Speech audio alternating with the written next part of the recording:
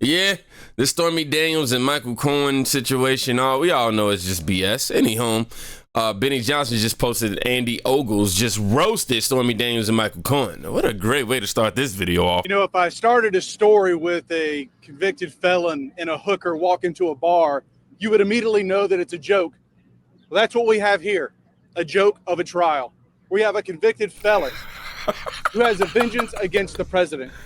We have a woman who is paid for sex with a vengeance against the president. This is not a prosecution. This is a persecution. We have a two-tier justice system in this country. And if a former president can be targeted by a woke and corrupt judge, then you can be targeted as well. Mr. President, we've got your back. Damn, I'm just saying, bro. He started off with them flames, but he said, look, if I would have started the story off like this, you automatically would have known it was a joke. I like how he did that, because honestly, this is a joke of a sham of a trial. Really, it's very futile. It's ambiguous, to say the least. Now, by a show of hands in the comments, how many of y'all actually believe that this case would be brought against anybody else if it wasn't Trump? I want to know, by show of hands. Now, if you don't believe it, just let me know, you don't believe it. Put cap or put a baseball cap. There we go. If you believe it, put a hand emoji. If you don't believe it, put a cap. I'm going to go ahead and call capital cap on mine. Big cap. I don't think that this case would have been presented to anybody else other than Trump, because he's Trump and they definitely want to keep him off the campaign trail. Now, in other news, since this whole trial is going on today, we have Trump attorney Todd Blanche, who absolutely bodied Michael Cohen today. I don't think I've ever seen a star cooperating witness get his knees chopped out quite as clearly and dramatically as what just happened with Michael Cohen. I've certainly seen very effective cross-examinations of cooperating witnesses. I've seen aspects of their story cut into and called into question, but this goes to the heart of the allegation here, that phone call on October 24th, and it looks to the jury and to Anderson Cooper and Kara Scannell and Judge George Grasso, who are all in the courthouse, that was a devastating moment. I know the libs watching this, seeing a CNN logo right at the end of that clip is going, I know they are pissed. But honestly, what did you expect to happen? What did y'all think was going to happen? If this case is already frivolous, would you think that he was going to come up there with something legitimate to say? I think not. It was a shit case to begin with. The question I have is, what is the crime? What is the actual crime being committed here? Please, somebody, please. I'll wait. Seriously. I'm waiting. And then we got this just in right here. Bombshell news, by the way, from Michael Castillo. I believe that's how you say his name. Who is Michael Cohen's attorney. He just stated that DA Alvin Bragg's office hid conversations from the grand jury. Listen now, that he had with Cohen, that Trump did nothing wrong. Y'all tell me this ain't a witch hunt. Please, somebody, please. Right. One thing that you're not reporting yet is that besides making that statement, I swear to God, I don't have anything on Donald Trump, he also said more times than that answer, guys, I want you to understand, I will do whatever the F I have to do. I will never spend a day in jail. And then he'd slam his hand on the conference room table. And what does that mean to you? That means this guy is saying, I will lie, cheat, steal, do whatever I have to do. I'm not going to jail. Well, he did go to jail. And who do you think he blames for that? Mm-hmm. And why do you think he names his most recent book, Revenge?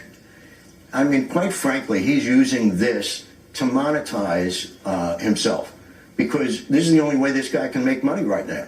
Selling books and T-shirts and trinkets and being the ultimate anti-Trumper. Ultimate anti-Trumper.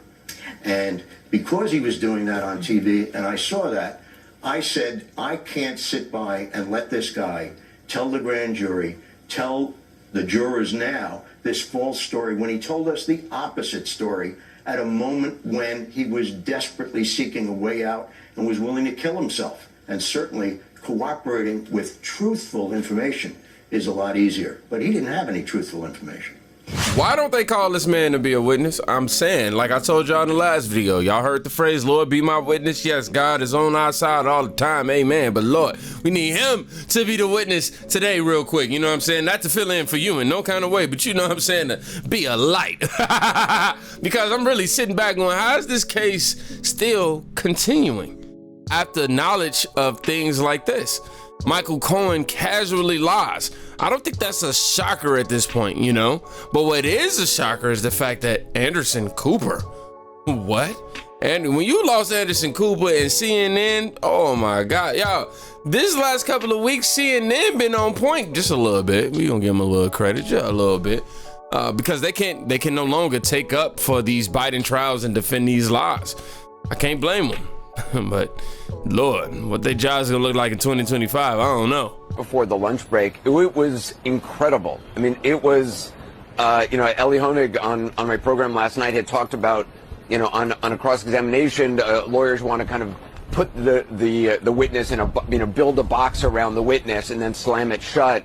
That's what Todd Blanche did to Michael Cohen. I mean, the story, the Todd Blanche just methodically went through this sequence of events of this phone conversation that alleged that Michael Cohen had testified to previously.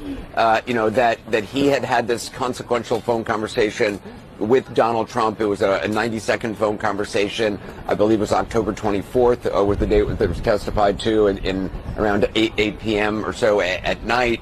But Todd Blanche on his cross-examination today looked at the transcript of text messages that Michael Cohen had received and sent before that time frame.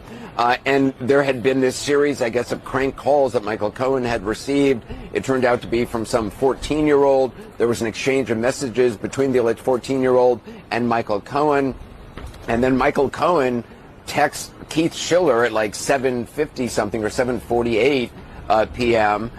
Saying, hey, I've got some dope has been harassing me. I got the person's phone number. Who can I talk to? Keith Schiller texts him back saying, call me. And Michael Cohen calls Keith Schiller. This is the conversation that previously Michael Cohen had said he was calling to speak to Donald Trump to tell him that he was going ahead with the Stormy Daniels arrangement and that Trump approved it, which was a crucial to Michael Cohen's whole raison d'etre for being on the stand. He's the only person testifying to direct involvement by Donald Trump in the Stormy Daniels payments. But according to suddenly now Michael Cohen's refreshed memory, he now says, oh, it was a call about this 14-year-old making crank phone calls to me, but also about the moving ahead on Stormy Daniels. Todd Blanche was incredulous, his voice cracking, his voice raising up, moving around the courtroom,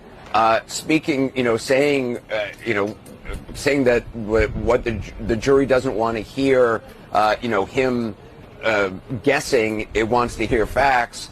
It was an extraordinary cross-examination by Todd Blanche. And, Michael Cohen's, throughout the day, Michael Cohen, when he found himself in a corner, he does have a pattern of suddenly not understanding the question that's being asked, or seemingly one could say buying time to try to figure out how he wants to answer, but he definitely suddenly starts to, have Todd Blanche repeat questions and say, I don't quite understand what you mean, I'm confused by the question.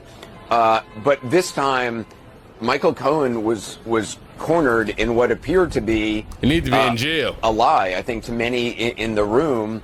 And had to adjust suddenly his memory that he had just testified to on Tuesday. Yeah, and I quote, he said, quote, on cross-examination, lawyers want to build a box around the witness and then slam it shut.